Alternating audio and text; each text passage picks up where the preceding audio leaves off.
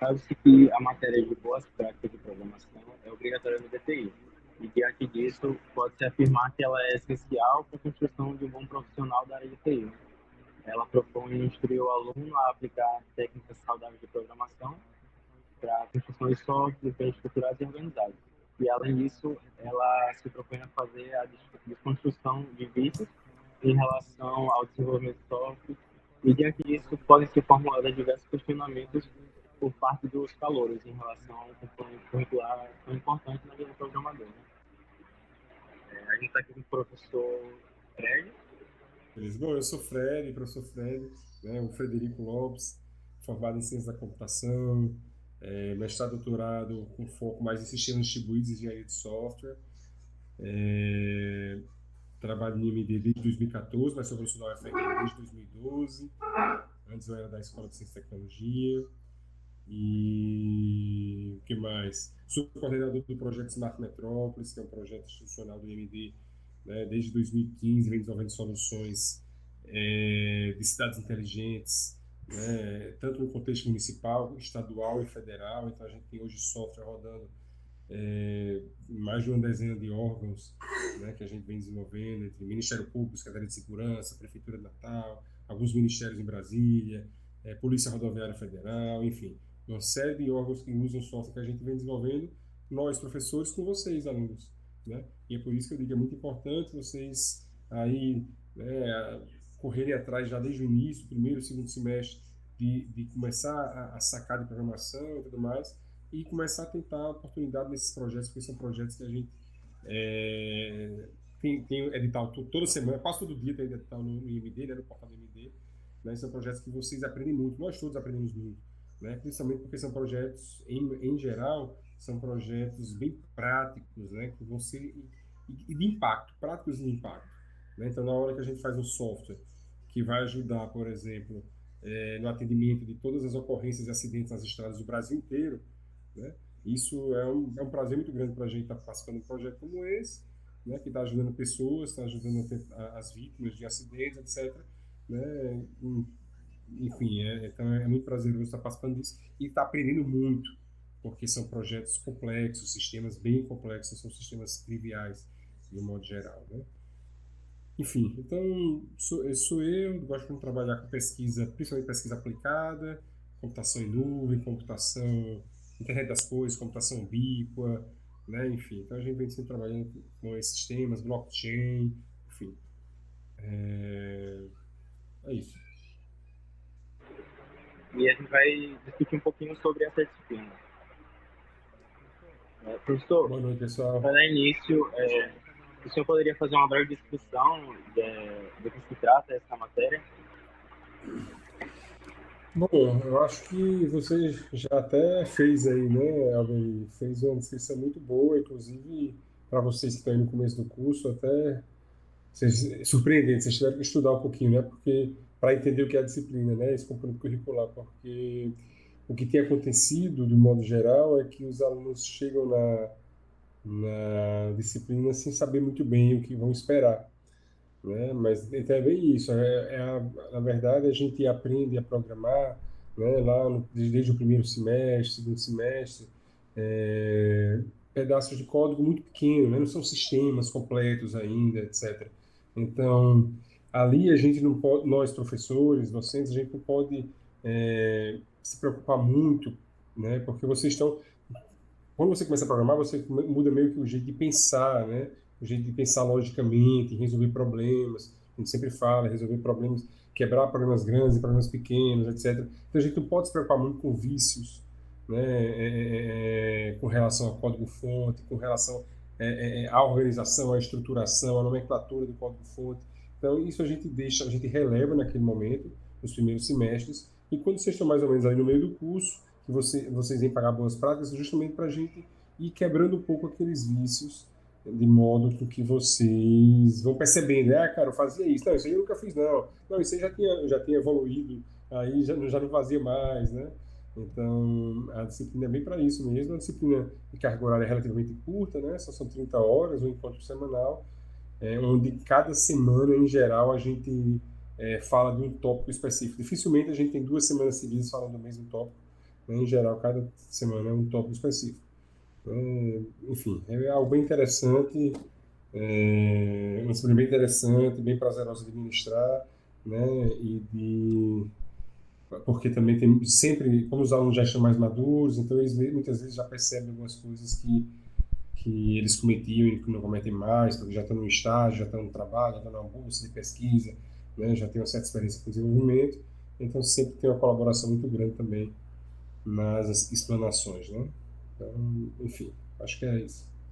Sim, aproveitando que você estava comentando da questão da matéria, você consideraria ela mais teórica, mais prática? Qual percentual você equilibraria disso? Ó, é uma boa pergunta. O que acontece? Os alunos, o nome é um pouco confuso, né? Então, se você olha boas práticas de programação, se você não olhar a ementa, você pensa que é o quê?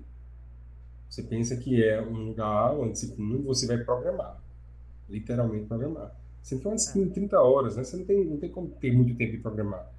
Assim, tipo, não daria para fazer muita coisa mais do que programar, isso aí não teria como ter discussão, que é o principal, né? Programar vocês programam outra hora, enfim, outras coisas, como eu falei, né? Em outras disciplinas, os projetos, etc. É, então, eu percebo muitas. É engraçado que toda turma a gente percebe um pouco de decepção com um ou outro aluno, né? Que é justamente o cara vinha achando que ia encontrar um, uma disciplina realmente com muita prática, e não é bem assim. Tem prática também, mas não é tão assim. E que essa prática é de programação. E a prática que a gente faz não é de programação. Isso é, boas práticas de programação vocês não vão programar. Essa é a boa ou má notícia que eu dou em toda a primeira aula, né? Mas tem prática sim, né? Então, em geral, aí cada professor ele pode organizar, obviamente, né, a ementa, estruturar seu componente curricular para aquela turma específica, né? O que eu costumo fazer, né? E conheço, tem mais um outro professor também que segue mais ou menos a mesma linha, a gente troca figurinhas sobre esse componente. A gente mantém o início do curso um pouco mais teórico, mas que no final vocês vão ter a oportunidade de fazer prática de todos aqueles tópicos. Então, todos os tópicos que a gente fala na teoria, né, e vai discutindo exemplos, etc., no decorrer da disciplina, são postos em prática no trabalho final. então, a gente pode dizer que Sem programação. sem o quê? Sem programação. Sem Né? programação. Nada contra programação, obviamente. Né? A questão é que o objetivo é a gente analisar códigos. Entendi. Então, na prática, a gente vai muitas vezes analisar os códigos, e principalmente não código seu. A gente tenta sempre fazer com que a gente pegue projetos de outros grupos, de outras pessoas, muitas vezes fora da universidade mesmo, né? Vai para o GitHub e seleciona alguns projetos para poder a gente estudar aqueles projetos. E a gente, às vezes, tem surpresas bem legais, bem interessantes, onde o código está seguindo muito bem as boas práticas, e em outros casos nem tanto. E aí gera mais discussão em sala de aula. E isso se enquadraria justamente na parte teórica da disciplina, não é? Ou na parte prática? É a parte prática da disciplina. Não, as duas coisas, né? Eu acabei falando das duas coisas, né? Entendi. Então, no início é mais teórico, a Depois gente uma vai parte falar prática. sobre organização de código-fonte, nomenclatura de código-fonte, Sim, sim. documentação, métricas de software, testes de software, depuração, que mais? É, anomalias de código, refatoração de código. Tem mais alguma Bastante coisa. coisa que talvez eu esteja. Enfim, então a gente tem aí uma série de programação defensiva também. Né? Então a gente tem uma série de coisas de tópicos que cada tópico desse pega uma ou duas aulas, né? A maioria pega uma aula e no final a gente vai pegar cada turma, cada grupo, desculpe, dois, três alunos, né? Vai pegar um projeto que a gente vai selecionar no GitHub, um projeto relevante, que realmente funcione, né? Não seja só um reino da vida, e que aí vai analisar sobre todos esses tópicos que eu acabei de falar, né?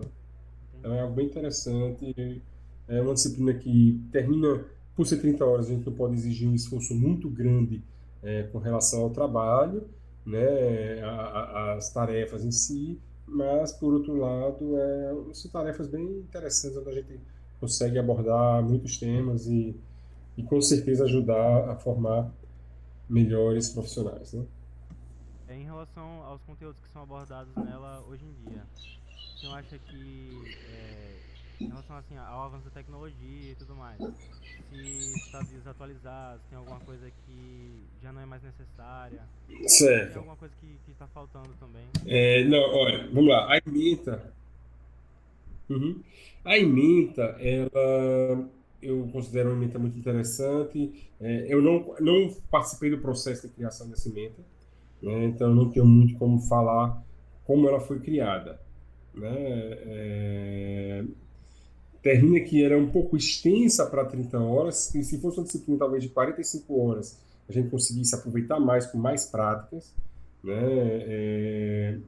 Mas pelas 30 horas, ou a gente faz a teoria mais no início, depois a prática mais no final, ou a gente não consegue fazer discussão nenhuma, enfim, não teria como fazer as práticas de modo geral, né? Então, acho que ela poderia ter um pouquinho. A minha crítica aí, a disciplina como toda, a formatação dela, talvez ela pudesse ser um pouquinho maior. Não necessariamente 60 horas, mas 45 horas poderia ser já, isso é 3 créditos, né? E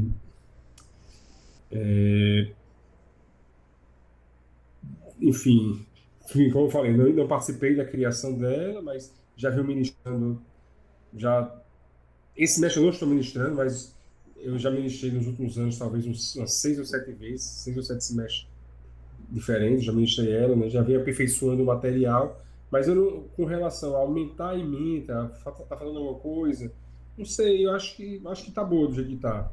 Acho que não precisa a gente mexer mais do que isso. A gente tem várias outras disciplinas do curso que vão abordando outras coisas, né? E uma coisa, pergunta que, enfim, no modo mais completo da computação, uma coisa que você perguntou foi, além disso, você perguntou, vamos lá, se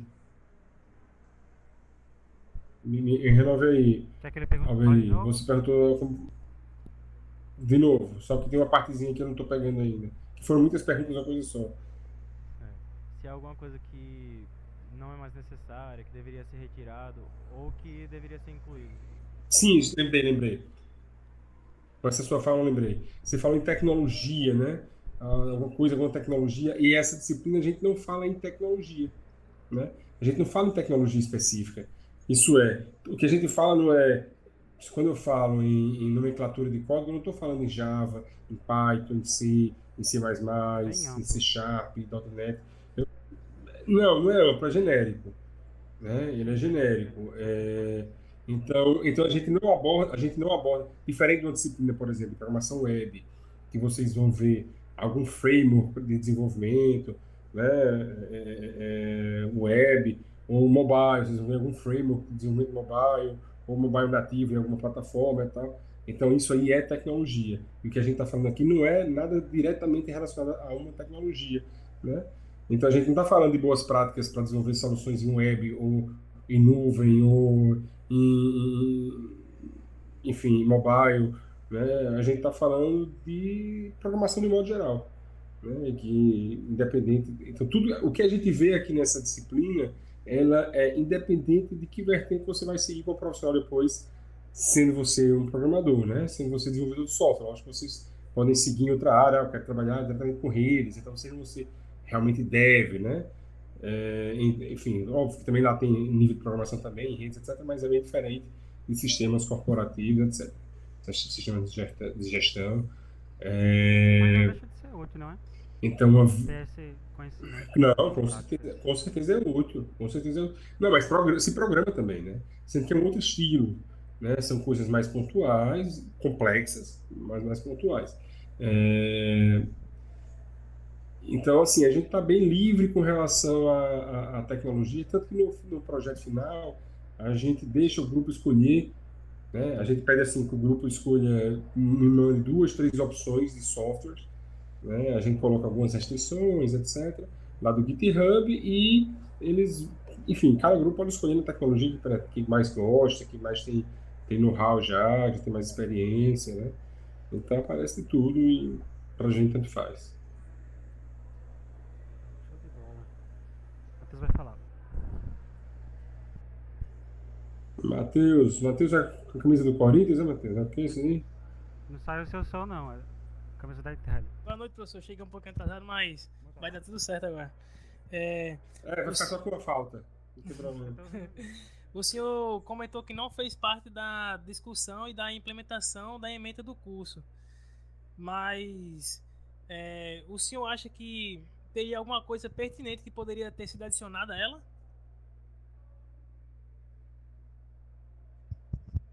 Cara, nesse momento eu não vejo.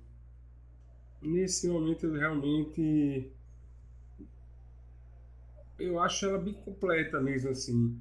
Eu não sinto necessidade. Teria que, talvez para responder mais profundamente essa pergunta, eu teria que dar uma olhada, uma estudada e tudo, né? Com mais calma, mas eu não tenho sentido essa necessidade nessas talvez 10 vezes aí que eu ofereci essa disciplina, né? Que foram muitos semestres, alguns semestres eu ofereci 2 turmas. Não percebo realmente nada que a gente pudesse colocar agora, né? Como você disse antes, que o ideal seria que ela fosse mais longa, não é? 45 horas talvez. Já tem bastante coisa para carga horária que não é? Isso, já tem muita coisa para carga horária que né? E que tanto que a gente faz alguns estudos dirigidos, algumas aulas alguns conteúdos a gente passa um roteiro para vocês estudarem, e como complementar as 30 horas, porque não dá tempo nas 30 horas. Né? Então já tem alguns estudos dirigidos, é bem comum a gente fazer esses estudos dirigidos e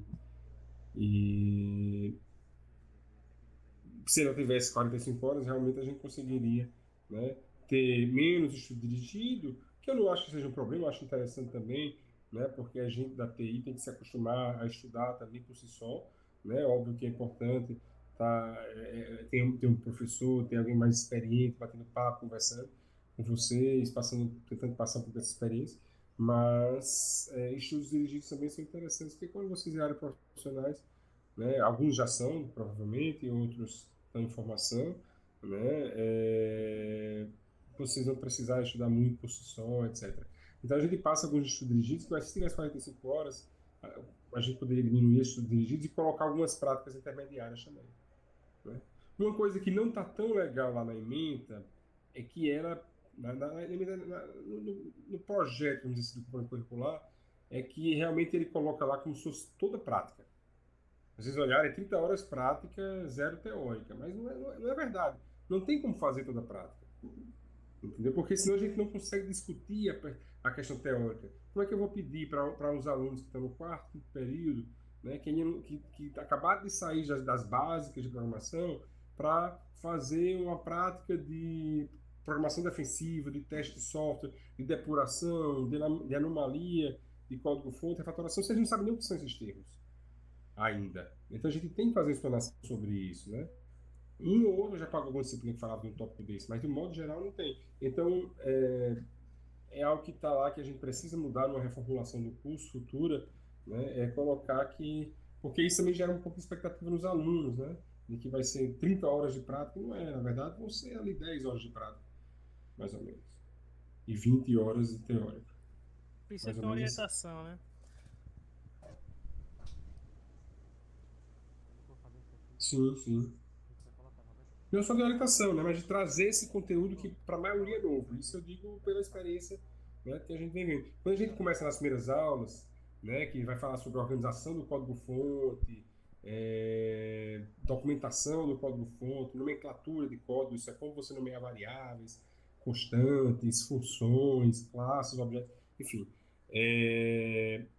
Isso aí até que ainda é mais simples, daria para a gente fazer mais do que teórico, mas quando a gente entra mais para metade do curso, né, falando qualidade de software, programação defensiva, enfim, aquelas coisas que eu já falando, aqueles tópicos, realmente ainda não faz muito sentido, né, porque a maioria não tem aquele conhecimento, está vendo pela primeira vez aqueles termos e ia fazer uma prática muito rasa, muito superficial, se fosse só um roteirozinho de prática e sem vocês saberem realmente o que está fazendo. Por isso a gente prefere, né, eu sei que um outro que roda essa disciplina quase igual, praticamente igual ao que eu rodo também, que é o professor Everton, né? Então a gente sempre preza por isso, a gente focar no conteúdo teórico inicial para depois vir a prática. A gente passa semanas fazendo a prática, acompanhando semanalmente como é que está o progresso dos grupos, etc., discutindo para poder a coisa avançar, né? A única crítica é que muitas vezes alguns grupos, não são todos, deixam só para a última semana, né? Aí você não tem. Aí ele aproveita menos, né? Ele aproveita menos da nossa presença ali, ele tem um pouco mais de experiência, né? Porque quando a gente vai semanalmente nesses projetos, a gente vai ajudando, tirando dúvida, indicando caminhos, né? E aquele grupo que deixa só para a última semana não tem como aproveitar isso, faz tudo na carreira, enfim. Então isso já fica como um conselho, né? O pessoal que vai entrar, procurar discutir mais sobre o conteúdo e todas as práticas que tem nele. E não deixar para a última semana. Isso, e fazer. E isso serve para todas as disciplinas, né? Nunca deixar um projeto quase. Assim, quando a gente está no meio do curso, vocês entraram agora, né? Mas quando vocês vão ver que quando vocês vão tiverem ali, sei lá, no terceiro período, principalmente, em diante, muitas disciplinas vão tendo projetos no final do curso, no final da disciplina. E aí você deixar esse projeto só para a última hora vai ser um Deus nos acuda, né? Ou dividir a sua turma, né? Tem um grupo de 3 ali, aí pegam projetos de várias disciplinas com esse mesmo grupo, aí um componente vai fazendo de uma disciplina, outro de outra, e não tem um envolvimento. Vocês não aproveitam totalmente, né? Todo mundo está, enfim. Então é bom que tenha um envolvimento, dividindo as tarefas. Afinal, é assim que a gente programa, né? Eu não conheço nenhum sistema relevante hoje, sistema de hoje em dia, relevante feito só por uma pessoa. Não existe. Os sistemas eles são feitos em atividades colaborativas, né? Em times. A gente tem que aprender a trabalhar em times, dividir em tarefas, etc. Então, isso é um conselho para o curso como um todo e principalmente para a vida como desenvolvedor de software. Aproveitando nesse Tanto que tem nada a ver com essa disciplina, não tem nada a ver com essa disciplina, mas meus alunos sabem, né, que eu não deixo, por exemplo, os projetos sejam feitos por uma pessoa só. Não, professor, mas eu quero fazer sozinho. Não vai fazer sozinho. Porque o mercado de Mas trabalho não gosto de trabalhar em grupo, são, sempre em assim, equipe, né? vamos lá, pense bem se você está na área certa, né? Pense bem se está na área certa. E aí eu vou explicar tudo isso, etc, porque realmente software relevante não se faz, não conheço. Para você colocar ele no mercado, sozinho, você vai demorar quantos meses, anos? Se você estiver aqui, você vai diminuir isso para poucos meses, você rapidamente vai colocar no mercado, né? Se você fizer sozinho, provavelmente você vai perder o timing da coisa, aquelas dificuldades que você tem, você vai demorar um pouco mais a ultrapassar se você tiver um grupo, né? Cada um tem sua história, cada um tem seu aprendizado, então quando você está em grupo, muitas vezes aquilo que, mesmo você mais experiente, você vai aprender com os que estão entrando agora, né? Toda vez que a gente está em disciplinas como, por exemplo, boas práticas é bem legal, porque tem muitos alunos que já estão mais maduros, já estão trabalhando em empresas, etc, né? E nas discussões eu também aprendo, né? Eu tenho 20 anos de desenvolvimento de software, o cara tem 5, 3, mas ele também tem o que ensinar. A experiência dele é diferente da minha, cada um tem sua experiência. Passou por problemas que muitas vezes eu não passei ainda, né? Se Então torna uma é via de uma mão troca dupla, muito né? boa. Sim, com certeza, com certeza. Sim, e aproveitando esse tópico que você está comentando de trabalho em equipe, a disciplina, né, se mostra muito importante que você ter as boas práticas, o código ser legível, seja lá o que você esteja programando, para o resto da equipe entender, né? Para tornar possível essa comunicação, essa colaboração entre a equipe. Se você faz um código que só você entende, Complica. você não. Primeiro, a gente é de uma área que tem uma mudança de uma volatilidade, né? Muito grande nos recursos humanos de cada empresa, né? Então, um profissional de TI, ele passa pouco tempo em uma empresa, né? Ele passa 1, 2 anos em uma empresa, aí tem uma proposta melhor, vai para outra, enfim. Às vezes ele passa mais também, lógico, né? Mas isso é muito fácil de acontecer. Mesmo que você passe 3, 4, 5 anos, aquele código todo que você deixou ali, quando você sair, outras pessoas vão ter que manter, né? O ciclo de vida do software só acaba quando ele é retirado de uso. Então, uma vez que o ciclo de vida dele só acaba quando ele é retirado de uso, você saiu da empresa e o software está sendo comercializado, está em uso, se você não documentou seu código, se você não usou uma boa nomenclatura de código, se você não estruturou bem o seu código de acordo com as regras daquela comunidade, daquela empresa, né, termina que vai ser mais difícil de manter. Uma pessoa que vem para substituir você vai ter dificuldade, né? Então, isso você não seguir essas padronizações não faz de você um bom profissional, né? Então, eu sempre conto alguns casos que aconteceram, né? E aí eu lembro de alguns estágios que eu participei que o pessoal dizia assim, cara, fulano é muito bom, ele programa muito bem. Ele consegue fazer tudo rápido e quando você vê o código assim, rapaz, você olha e você não entende nada. Então, vai ter alguma coisa errada aí. Você não entender nada, pode ser duas coisas, né? Pode ser porque ele não seguiu a padronização de como deveria ser o código, ou porque você tem uma deficiência em alguma coisa específica que você não consegue entender o código dele. Por exemplo, padrões de projetos. Né? O cara sabe, já conhece, manja muito padrões de projeto, usa ao máximo padrões de projetos, e aí quando você olha o código, se você não saca os padrões de projeto ainda, você não vai entender porque que ele deu aquele arrudeio. Na verdade, não é arrudeio, ele está diminuindo acoplamento, ele está melhorando o seu código, deixando ele mais eficiente, etc. Né? Então, se você olhar para um código e você não entender, ou é você que ainda não amadureceu muito, tem que estudar um pouco mais, tem que ter mais prática, para ganhar mais experiência, ou porque o cara realmente não é tão bom assim, né? Das duas, uma, ou as duas. Justo. Passando para o próximo tópico, professor, o senhor, como professor e cientista computacional, acredita que a matéria pode ser considerada importante para a construção de um profissional de TI com uma base forte? Olha, ela é muito importante para quem quer ser desenvolvedor de software, porque TI é muito mais largo do que isso. Né? Então, assim, para quem quer ser desenvolvedor de software, para quem quer trabalhar codando mesmo, né? Para quem quer ser arquiteto de software, que tem quase que sempre, para ser um bom arquiteto de software, tem que ter sido antes um programador também, ter essa experiência, enfim. Então, eu considero que ela é essencial para quem quer programar. Agora, o cara quer trabalhar em outras áreas da TI, numa questão mais de gestão, numa questão mais de sei lá, Talvez cientista. redes, como eu tenho falado, Suporte, né? Aí não precisa, aí não precisa tanto, né? Ele não precisa. A disciplina continua tendo uma certa atratividade, mas eu não acho tão essencial. Né? Mas agora, para quem quer ser desenvolvedor, ela é bem importante. Né? Porque senão a gente corre o risco de estar trabalhando muito no. Não sei se vocês já ouviram falar, depois vocês podem ver aí também os nossos ouvintes da gravação posteriormente, né? Extreme Go ROS. Né?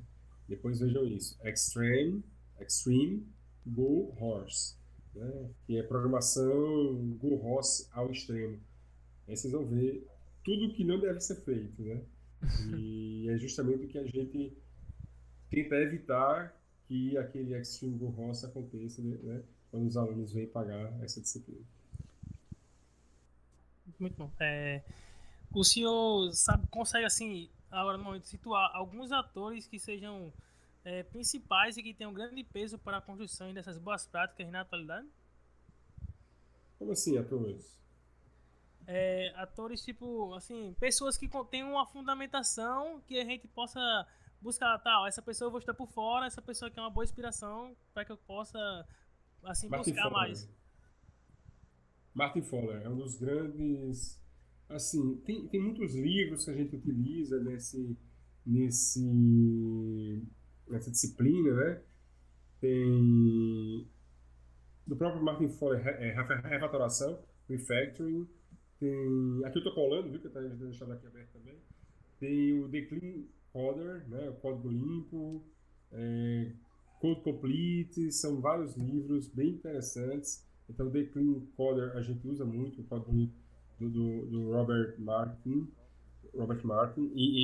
Mas assim, para a galera de engenharia de software mesmo, uns caras muito, muito bons, e que também tem uma atuação bem grande na internet, né? Tem um blog, tem tem material aí que ele vai sempre colocando, nas redes sociais também, material interessante. É o Martin Fowler, um engenheiro de software muito, muito conceituado, reconhecido aí mundialmente. Eu acho que esse cara vale a pena dar uma olhada. Eu acho que ele não vai abranger tudo que a gente vai ver na disciplina. Então, como vocês veem, a disciplina usa, a gente tem aí 4, 5 livros base para ela, não é um livro só, né? Mas esse cara é referência. Fred, a gente já sabe quem é o farol que a gente precisa buscar na hora do estudo fora parte. O senhor pode citar algumas das péssimas práticas. Isso é importante, né? Tanto que Pode falar. não, uma péssima prática, antes de você terminar, é só ler slide, né? Então, a galera aí gosta muito de só ler slide hoje em dia. É tanto que eu, geralmente, nas minhas disciplinas, eu adio os slides. Eu coloco os slides na véspera da prova. Por quê? Porque eu não quero que você vá ler slide. O slide está lá na sala. Eu estou falando, estou me inspirando nele para poder estar trocando a minha ideia com vocês. Vira uma Mas não é decoreba, para né? estudar por slide, né? Lá não tem. Lá tem trechos, tem pequenas expressões, pequenas palavras-chave, não tem, né? Então, o que vai realmente trazer algo substancial são essas leituras, né? Desses livros que a gente passa. Entre eles o Martin Fowler, do Martin Fowler, do Robert Martin, enfim. Então, do McConnell também. Então, assim, esses livros são essenciais de vocês estarem dando uma olhada, né? Tem alguns livros desses que são de cabeceira de cama de dev, né? Acabou ele vai dormir antes, agora de madrugada com insônia, dá uma lidazinha, depois dorme de novo. Enfim. Então, essa é uma péssima boa prática, né? Na verdade, essa é uma péssima prática, é uma má prática. Querer... Eu sei que não era isso que você ia perguntar, mas... Mas já entrou, já pegou de gancho, já usou o gancho. Aí, para completar, o senhor poderia dizer outras, além de ler slide, como você falou agora, péssimas práticas que podem atrapalhar, principalmente o autor do código? Não se atualizar, né? Não se atualizar, não... Assim, cara, existem... Às vezes a gente quer abraçar o mundo, né? Vocês vão ver, vocês vão estar entrando agora, daqui a pouco vocês vão estar passando por essa crise aí. Tem uma crise que a gente... que todo dia surge framework novo, todo dia surge tecnologia nova, linguagem de programação nova, né? E aí, se você quiser... Muito importante você estar se atualizando, mas você não tem como dominar tudo isso. Então você tem que ser bom, tem que se garantir em algumas coisas, e não em todas. Né? Se você tenta conhecer todas, você vai ser muito superficial em todas. Né? Então, o importante é realmente a gente estar focado, ver aquilo que... eu gosto de trabalhar mais com, sei lá, ciência de dados, então vou escolher aqui minha pilha tecnológica, minha stack, como a gente fala. Né? Eu quero trabalhar com Python, com não sei o que, tal. E aí, você se aprofundar naquilo, né? E você vai ter mercado, com certeza. Então, outra má prática é essa, de você querer conhecer tudo de uma vez só e se terminar ficando muito superficial. Né? Eu conheço projetos que deram errado simplesmente porque na metade, estava começando o projeto, aí o cara diz assim, olha, surgiu um framework novo que promete muito. O cara tá vendo propaganda, sabe? Tá passando propaganda na televisão, o cara compra propaganda, né? Aí, tipo, você não experimentou, sabe se realmente é aquilo. O pessoal que desenvolveu tá dizendo que é aquilo, mas será que é isso mesmo? Será que é tão bom assim? Né? E aí, muitas vezes é melhor você já ir por aquilo que está muito mais experimentado, a comunidade já está muito mais participante, muito maior e que termina que as tecnologias estão mais maduras para não dar problema lá na frente. Né? Talvez por razão assim então, vamos com calma. Muitos bancos hoje em dia ainda usam COBOL, né, por exemplo. Mesmo sendo bem desatualizado, mas como é uma linguagem que você quiser confiar, eles continuam usando. Não, nesse caso é também, mas eu não acho que a causa principal é essa. Essa é uma das causas, mas talvez a terceira ou quarta. Né? A causa maior é que o sistema bancário é muito caro e realmente ele precisa ser confiável. Mas você tem tecnologias muito confiáveis hoje. Né? Você pega Java, você pega C#, você pega Python, são tecnologias que são bem confiáveis. Né? Enfim, então você pega uma stack boa de qualquer uma dessas linguagens, você pode fazer algo confiável. O problema é que aquele software legado, aquele software que já está ali há décadas funcionando, você trabalhar e refazer aquilo ali é muito caro. Né? E ele já foi tão usado, que você tem mais segurança de que vai ter pouco erro. Uma coisa que você nunca vai conseguir provar que o sistema não tem erro, certo? É impossível. Qualquer sistema que você tenha, tirando o Hello World da vida, ele pode ter erro, você não consegue provar que ele não tem. Isso é muito importante. A gente saber que, cara, vamos botar um sistema no ar e ele vai ter problemas, a gente vai amadurecendo ele. Então, esses softwares dos bancos já são muito maduros, né? E muito complexos, que tem que interoperar com outros softwares, que tem que uma legislação, a nossa legislação tributária, por exemplo, é muito, muito difícil. Então, você reimplementar tudo aquilo ali que está ali. É tão difícil que o Brasil é referência em software bancário. Não sei se vocês sabem, mas Brasil e Inglaterra, em geral, talvez os Estados Unidos, são referências, né? São países referência em software para banco. E o Brasil é referência porque a gente sofre muito. O desenvolvedor de software de banco aqui no Brasil, né, de software de contabilidade, enfim, sofre pra caramba porque a nossa legislação é muito complexa. Né? Muito, muito cheio de brechas, muito cheio de complexidade, e que você colocar tudo aqui no código-fonte é muito difícil. Né? Então, eu acho que essa é a maior razão, entendeu, Vinícius? Mas, sim, a confiabilidade, a confiança que você já tem naquele código, às vezes faz com que você continue com o legado, né? Mas você vê que o que é novo, eles já fazem coisas mais modernas, né? Então, eles têm aplicativos de web, mobile, muito modernos, com tecnologias de ponta, tecnologias atuais, né? Mas que por lá por baixo está conversando com aquele velho COBOL.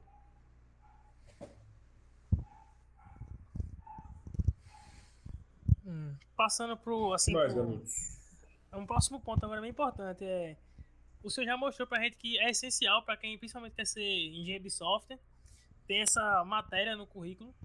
E pegando o gancho, você acredita que uma empresa ela tiraria alguém de um processo seletivo, por exemplo, por ela não ter um processo de boas práticas de programação?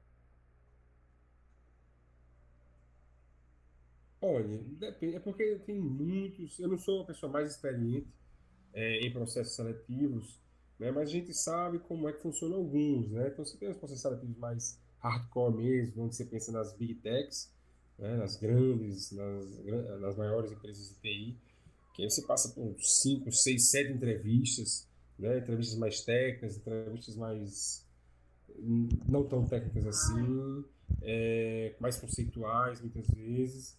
Um momento. E aí, pode ser que em um desses testes, uma das entrevistas, eles tentem averiguar se o cidadão trabalha em equipe, se ele obedece às regras de boas práticas, etc. Né? Eu não acho que podia verificar se tem no currículo a disciplina de boas práticas, eu acho que não chegaria nesse ponto, né? Mas de pelo menos tentar investigar se ele tem uma noção disso, acredito que sim. Para o senhor, quais as boas práticas de programações mais úteis e que deveriam ser aplicadas em larga escala na atualidade?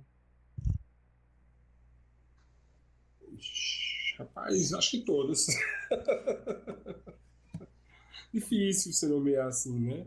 Tem as mais básicas, mais simples, tem outras mais robustas e que tem não é essenciais, mas que vão ter um impacto muito grande na qualidade dos softwares, né? E esse impacto pode ser muito positivo se você usar bem, ou pode ser muito negativo se você usar mal ou se você não usar, né? Então, por isso que a gente...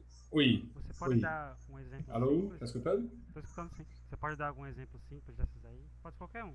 Olha, Vinícius, Não, o que eu penso é o seguinte, a questão de anomalias de código, né, de você estar inserindo anomalias ali, por exemplo assim, uma God Class, né, ou um God Method, que é um método gigante, né, uma função gigantesca que tem tudo ali dentro, implementado é como se o coração do sistema fosse tudo dentro de uma função só, dentro de um trecho de código só, né, e isso ou uma grande repetição de código, né? É uma outra coisa que você tem que evitar, né? Porque se você está repetindo código, você não está reaproveitando aquele código. Né? Tem gente que, quando a gente está começando a programar, acha que se a gente copiar e colar, isso a gente está repetindo esse código em vários lugares, quer dizer que a gente está reusando o código. Não é, na verdade, você está criando um problema gigante, que no dia que você tiver que mudar um trecho uma linha daquele código que você copiou e colou em vários lugares, você vai ter que sair mudando todos eles. E você vai esquecer em alguns casos. E aquele que você esquecer, vai lá na frente, daqui a um ano, daqui a 6 meses, daqui a um dia, ou daqui a 10 anos, vai aparecer. Alguém vai tentar estimular aquela funcionalidade e vai aparecer ali o problema, né? Então, se você tem que sempre evitar, quando a gente diz reusar código, reusar você ter um código que ele é útil para muita gente, né? Então, você tem um código pouco acoplado, se você fizer uma mudança em um ponto, você vai ter que mudar em vários outros lugares, né? Que a gente chama de shotgun surgery, né? É uma outra má prática, né? É você ter esse nome é uma analogia com um tiro, né? Sei lá, um tiro, quando ele entra, um tiro de uma arma de fogo, ele entra, fica geralmente só um buraquinho, né? E quando ele sai, sempre ele sai levando tudo por dentro daquele. Se você pegar, eles têm, o pessoal de polícia tudo treinando, eles têm geralmente umas cápsulas, uns negócios assim que é justamente para dar tiro, né? Para ver o impacto do que acontece. E aí você vê que a entrada é só um furinho e a saída ele sai destruindo tudo lá atrás. Eles saem um impacto muito grande lá por dentro, né? E é mais ou menos isso. Você por uma mudança pontual, né? Você vai ter que ter um impacto, mudar muitos outros trechos de código por causa daquela mudança. Isso quer dizer que o seu código está muito acoplado. Você tem que diminuir o acoplamento, né? Mas assim acontece. Eu já conversei com profissionais aí bem experientes, com 20, com 30 anos de dev, e o cara conversando comigo e dizendo assim, olha, esse código aqui, esse projeto foi muito bom, não foi feito pela meninada aí não, a gente aqui tudo bem acoplado, tudo muito acoplado, tudo, enfim, a gente não usa padrões de projeto, essas coisas, aqui é raiz. E eu escutando aquilo, eles meu Deus, né? Meu Deus, que equipe é essa? Que uma equipe toda formada por pessoas sêniores, como ele estava dizendo, e que está fazendo tudo errado. E eu tive acesso depois a trechos desse código e era uma lástima. Então, assim, né, é comum, porque o cara é experiente, não quer dizer que ele, se ele não teve uma curiosidade, né, ou não foi estimulado, não pagou uma disciplina como essa de boas práticas de programação, ele vai pode ter, né, virar um sênior cometendo problemas como esses, né? Enfim, mas eu acho que todos os tópicos são importantes, né? Alguns são mais simples de atender, outros não tanto. Alguns você, começando a programar ainda, você já começa a entender o impacto e consegue cumprir com eles, outros você vai ter que ter uma experiência maior, passar por vários projetos, modelando os sistemas antes de implementar, entendendo a relação entre os pedaços do código, etc. E aí você vai conseguindo amadurecer para poder evitar esses problemas, né? É por isso que a disciplina é um pouco mais avançada, né? Isso não é no início do curso. Que é para dar tempo vocês já terem uma base de programação um pouco maior.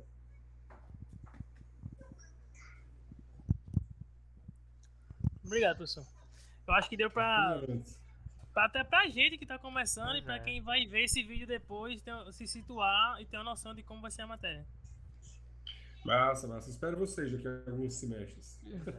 Estaremos lá. Desenvolvimento de software, estamos aí, não é? E quando vocês chegarem lá, aí vocês me dizem se forem pagar comigo, né? Foi a gente que fez Tudo bem. que fez lá o podcast. Obrigado. Pode deixar com a Tá gente. bom? Pelo tempo. Valeu. Foi um só uma prazer, coisinha. um abraço para todos. De bola, valeu, viu? Obrigado. Muito obrigado, professor. Valeu, pessoal. Boa noite. Valeu, professor. A gente se encontra. Quando tiver resultado final, a gente manda pra vocês. Sim. Tá bom, tá certo. Boa sorte. Até mais. Obrigado. Valeu, professor. Tchau.